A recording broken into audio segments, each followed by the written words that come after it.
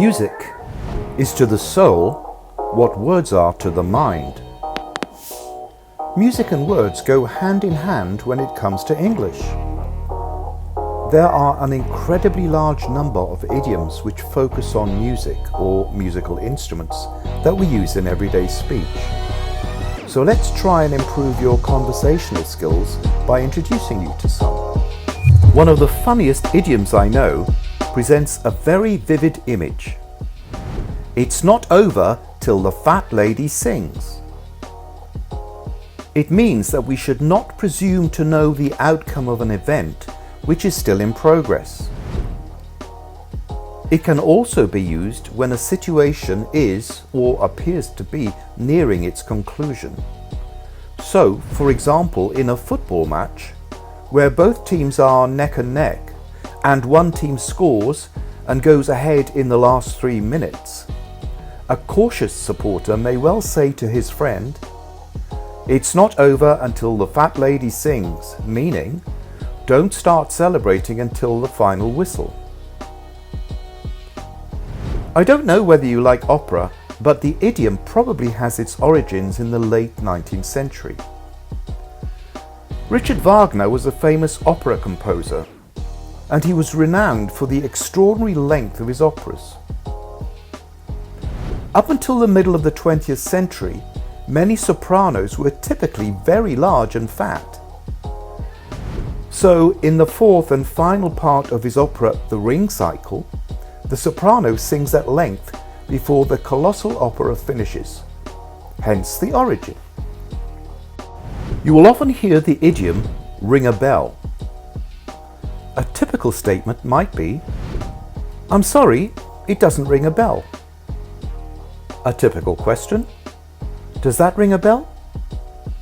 It means, do we recognize or remember something? It refers to something that sounds familiar or causes one to remember something or someone, usually when we cannot remember the precise details.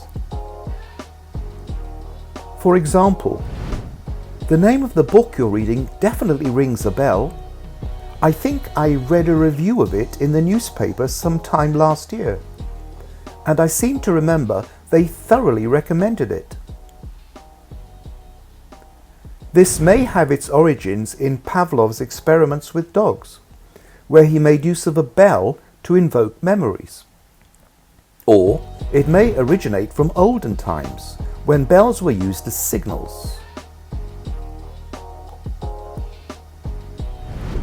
Let's look at another idiom, to change one's tune. This is often used negatively or sarcastically to indicate that someone has made an about turn and has changed their opinion about something, often quite radically. It implies that they have changed their mind because it might bring them some advantage. For example, "My goodness, he certainly changed his tune. He was completely against buying that farm until he found out that there was a possibility there might be deposits of oil underground." To sing from the same hymn sheet is often used to exhort people to follow a commonly shared approach. It is mainly used in the UK. For example, "Whatever our differences on the matter in private, we should all be singing from the same hymn sheet when we address the public. Therefore, briefly put, we should hide our disagreements by agreeing in public." Sometimes people use song sheet instead of hymn sheet. A hymn is a Christian song usually sung in church in praise of God. Another funny musical idiom is the expression "to blow your own trumpet." This suggests someone is talking about themselves or their achievements in a very proud or even too proud or arrogant a manner. It probably originates from medieval times, when heralds signaled the arrival of someone important with a fanfare on the trumpet. So a king or queen would employ someone to signal his or her arrival. When we blow our own trumpet, we are doing the job ourselves. We are publicizing ourselves. It also exists with another musical instrument, to blow your own horn.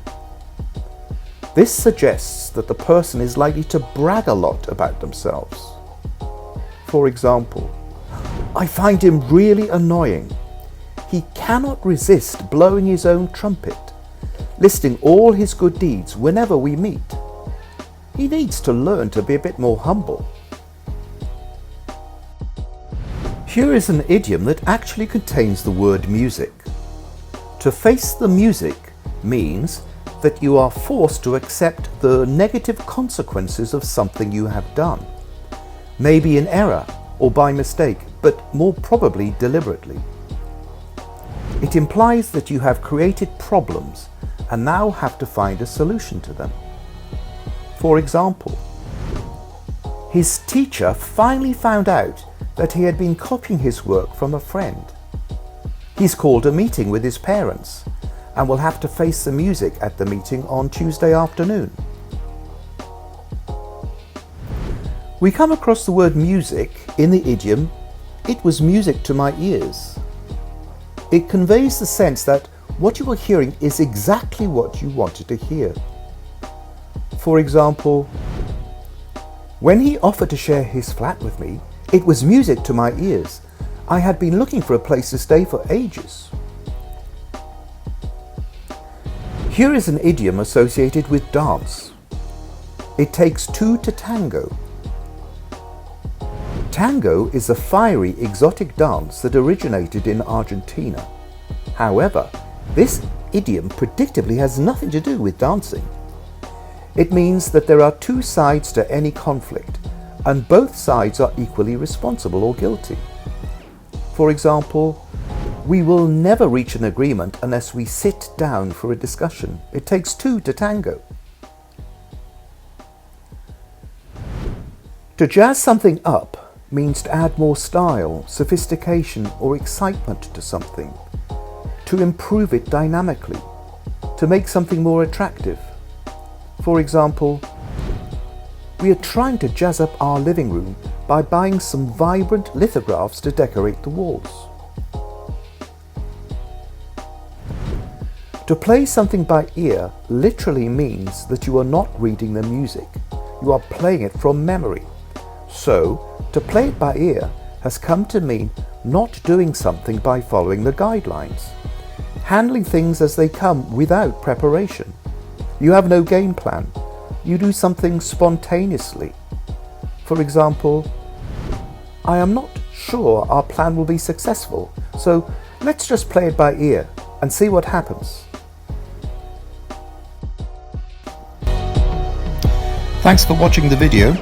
I hope you enjoyed it and found it useful. Don't forget to pass it on, place a like, and turn on your notifications.